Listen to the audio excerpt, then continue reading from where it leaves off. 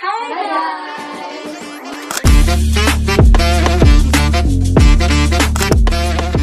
So, yun na nga.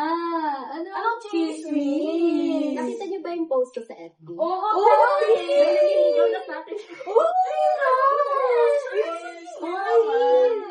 Parang walaan yung muna.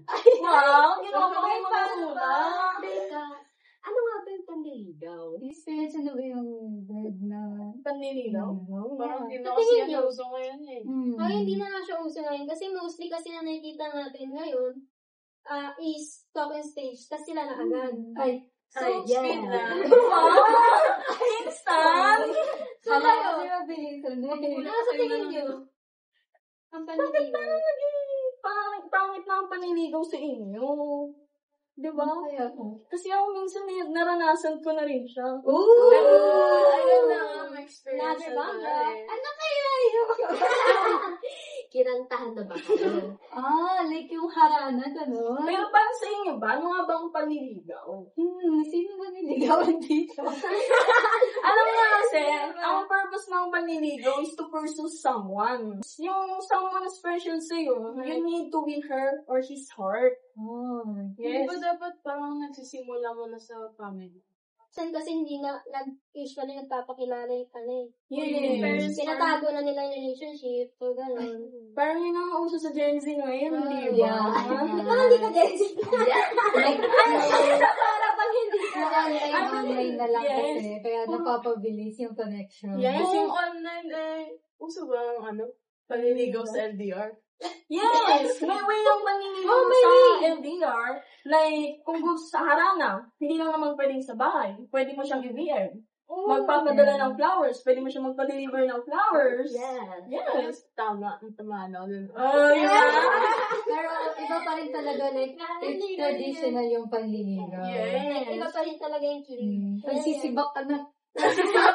May ganun. Mag-iigib ka na. Wala ko ganun before, di ba? Oo. Tapos yung meeting ng parents. Like, Yeah. yung tatay ng barako. tension. Yes. Like, pag makikita mo yung tatay. Ganun ka din. Stop, be. Tapos ayaw pa sa'yo. Oo. Yung may kita mo magdala pang palakoy kasi kakagaling ng sa sibak, di ba? Mapapauwi ka na lang. Nagkakabahan ka talaga eh. Ang feeling ng niligawan? Ano nga bang feeling ng niligawan? Ano ba yan? Ano nga ba? Masaya siya. Makifeel mo na special ka kasi Oh. pinupursue ka eh. Pero, paano ba natin masasabi na genuine yung kami? Oh. Daw. Paano nga ba? Kasi malalaman mo genuine yung tao kapag alam mo binibigay ng lahat yung effort, yung time. Lalo na kung halimbawa busy siya, gawa ng mga handmade gifts, di ba? So, kapag doon na din nagsisimula yung nagbe-build kayo ng trust. Yes. How long they can wait pag Depends na sa tao. Depende na lang sa Kasi tao. if Feel mo they, naman kung right time na yan. if they really want to, Kung gusto mo naman. maghihintay talaga sila para sa'yo. Yes, kung seryoso naman yung tao, kahit ilang years pa yan, mag-aantay at mag-aantay yan. Ganun. Kahit ano man yung maging outcome. Yes. Kaya for me, parang yung ligawan, foundation siya ng relationship. Yes. At yun yung bagay na nawawala nga sa atin mo. Yes. Yung pakilala lang ganyan, tapos kayo na. Oo nga. Yung may uwi ka sa bahay, kunwari kaibigan. Personal na lang. Ano yan? BF na yung pakilala. Pero yung panliligaw, pwede din sa buong gender relationship. Yeah. Yes. Siyempre naman. Lahat ng gender. Ikaw ba? Parang Ikaw ang tahimik mo, siguro meron kang tinatago. Kaya tagong ko yun. Pero ano yung opinion mo about sa ano traditional na limbang? So, kailangan mo, interpretation. May point, may Yeah, sense. iba-iba naman kasi tayo Yes. naman. Infatuation. Ano yung ibig Hindi ba sabihin? iba ang interpretation sa mismong romantic na feeling? Yeah. Yes. Ang infatuation meaning, parang surface lang yung feeling mo sa isang tao. Parang ano lang, ina-admire mo lang talaga siya. Yes. Ganun. Kaya mas okay talaga na liligawan mo yung tao. Like, para mas makilala mo siya and ma-figure out mo if love na ba yun or infatuated ka lang sa Yes. person. Alam niyo pa, kaya karang ang daming nabobroken ngayon. Yeah. Kasi hindi sila dumadaan sa flirting stage. Di ba? Di ba, yun, tapos diretsong sila nakada, tapos di naman tatagal. Parang, hindi na pinapaligaw.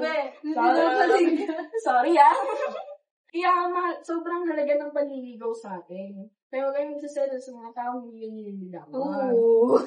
Anyway, sino nga bang manliligaw sa'yo? Sana. Katulad ng sinabi nyo, parang kayo na ba? I love it.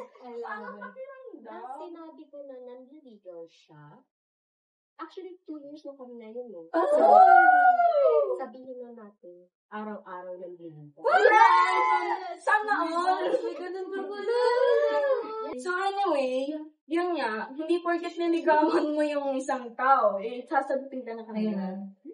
Depende pa rin sa, sa pakiramdam ng nililigawan.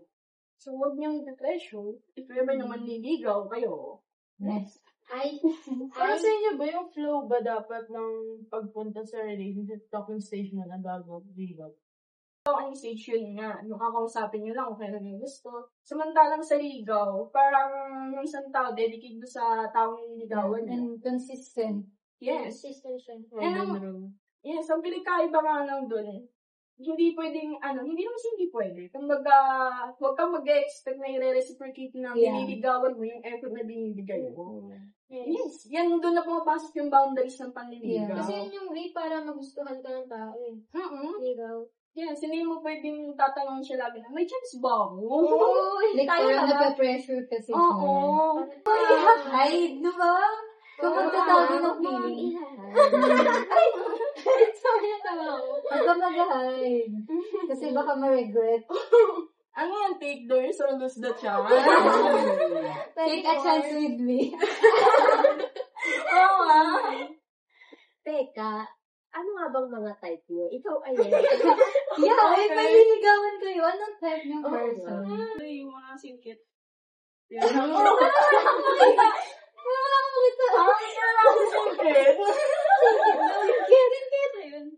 Tapos, yun, matalino.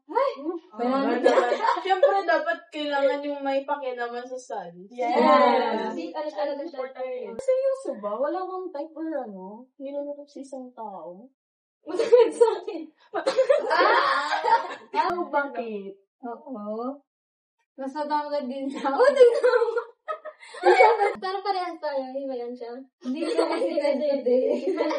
Baka parehas na kayo nung gusto niya. How's the,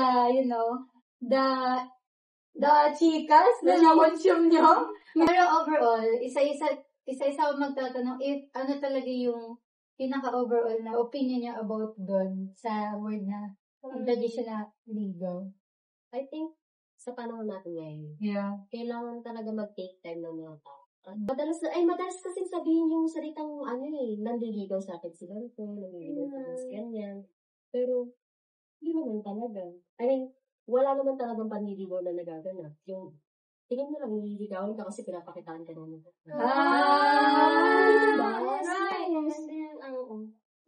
Parang, take time mo. Pwede ba yun? Ikaw, ano naman overall opinion mo? About sa paningyan niya, kagaya ng sabi ni Jo, na it takes time na makilala yung isang tao, kaya dapat talaga manligaw. Kasi ang pangit ng fast-burn relationship. Ikaw? Before ka manligaw, dapat siguraduhin mo muna na genuine yung feelings. Kasi di ba liligawan mo siya, tapos di ka naman sigurado din, parang feeling mo lang na gusto mo siya ligawan kasi parang magandahan ka lang gano'n. Kaya gusto mo lang siya. So yun. Dapat genuine. Yes. About sa ligaw. Yes. Para din kalkal natin yung mga nakakalimutan. Yes.